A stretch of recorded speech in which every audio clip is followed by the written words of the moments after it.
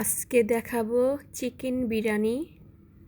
তো দেখো, আমি ভালোভাবে চিকেন কেটে ধুয়ে নিয়েছি। এখানে আদা রসুন দিয়েছি, আর টমেটো সস দিয়ে দিলাম, আর টক দই। তো মাংস অনুযায়ী সব পরিমাণ মতন দিতে হবে।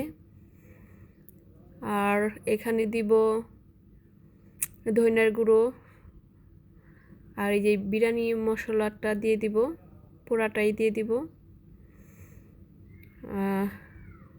আর যেহেতু এখানেই সব আছে, এই বিরিয়ানি মশলাতে তেজপাতা, সব গরম মশলা এগুলি আছে, সেজন্য এগুলি আর আলাদা করে দিতে হবে না। তো আর দিব মরিচের গুঁড়ো, লবণ স্বাদ মতো, আর ধনিয়ার গুঁড়ো দিব, আর জিরার গুঁড়ো দিব একটু। তো এই সব মশলা মাখিয়ে ভালোভাবে ম্যারিনেট করে রেখে দিব, 1 ঘন্টার মতন রেখে দেব। তারপর রান্নাতে চলে যাব। যত বেশি রাখতে পারলে ভালো হয়, ম্যারিনেট করে 1-1.5 ঘন্টা, 2 ঘন্টা, যার যেরকম ইচ্ছা রাখতে পারে। আধা ঘন্টা রাখলেই হয়, আবার না রাখলেও হয়। সময় না থাকলে এভাবেও রান্না করা যায়। তো আমি এখানে এখন সয়াবিন তেল দিয়ে মাখিয়ে রেখে দেব। তো তোমরা সব মাংস অনুযায়ী, কতটুকু মাংস সেই অনুযায়ী মশলা দিবে, পরিমাণ মতন দিয়ে তারপর এভাবে তেল দিয়ে মাখিয়ে রেখে দিবে। তো আমার মাখানো শেষ, এখন রেখে দেব, তারপর চলে যাব রান্না। তো এই যে দেখো, এই আলুটা আমি সিদ্ধ করে নিয়ে নিই, একটু তেলে ভেজে নেব। তো বেশি করে তেলে ভেজে আর কি, তেলটা একটু বেশি দিতে হবে। তারপর ভেজে রেখে দিলাম আমি। তো এখানে দিয়ে দেব শুধু তেলে পেঁয়াজ, কারণ ওখানে সব মশলা দিয়ে মাখিয়ে রেখেছি। তো এখানে আর গোটা গরম মশলা, তেজপাতা দেব না, যেহেতু বিরিয়ানি মশলাতে দেওয়া আছে। তো পেঁয়াজটা যখন একটু ভাজা হয়ে গেছে, ভালোভাবে একটু ভাজা হয়েছে, তখন আমি মাংসটা দিয়ে দিয়েছি। এখন মাংসটা ভালোভাবে কষিয়ে নেব। আলুটা এখানে দিয়ে দিব আমি। আলুটা সিদ্ধ হতে সময় লাগবে, যেহেতু আমি সিদ্ধ করে রাখি নাই। তো সেজন্য আর কি মাংস সাথে দিয়ে দিব। আর এখানে আমি ডিমটা দিই নি। তো ভালোভাবে কষিয়ে, মাংসটা সিদ্ধ হতে সময় লাগবে না, কারণ যেহেতু টক দই দেওয়া আছে এখানে। তো এই দেখো, আমার মাংসটা হয়ে গেছে। তো আমি এখন এটা এভাবে রেখে দেব।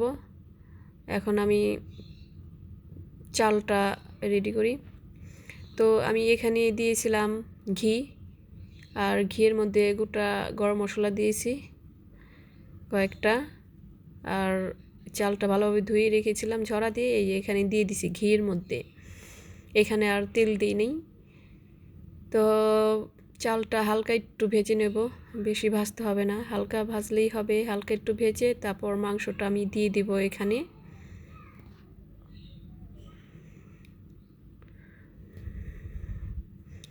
তো মাংসটা দিয়ে তো হালকা একটু কষিয়ে নিয়ে,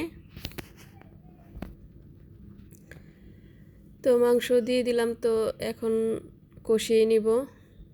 তো বেশি কষাতে হবে না, যেহেতু আমি চালটা আগে একটু কষিয়ে নিয়েছি। এখন হালকা একটু কষিয়ে তারপর পানি দিয়ে দিব। আমি পানিটা ওখানে গরম করে রেখেছি। আর আর যদি চালের মাপ মতন পানি দিলে ভালো হয়।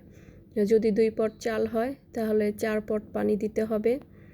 এই পরিমাণে দিলে একদম পারফেক্ট হবে, বেশি কম হবে না। আর প্রথমে পানিটা দিয়ে চালটা একটু বাড়িয়ে দিতে হবে।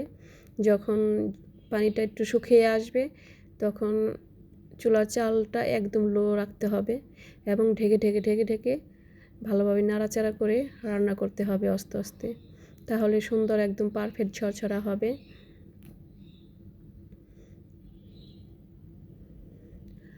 আর যারা নতুন তারা এইভাবে দেখে ভিডিওটা দেখে রান্না করতে পারো, ভালো লাগবে।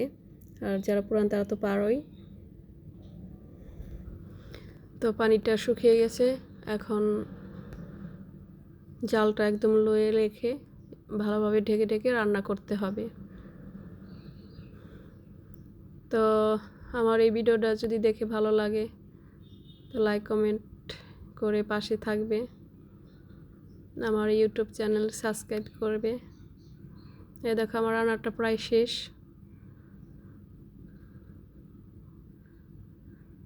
তো এইভাবে রান্না করবে। আমি অবশ্য প্লেটে সাজিয়ে দেখাতে পারলে ভালো হতো, ওইটা নিতে ভুলে গিয়েছিলাম। যাই হোক, এ দেখো কেমন হলো। আরও নতুন নতুন ভিডিও পেতে আমার এই চ্যানেলের সাথে যুক্ত থাকবে। তো এই দেখো ঘরোয়া উপায়ে চিকেন বিরিয়ানি। ভালো থেকো তোমরা।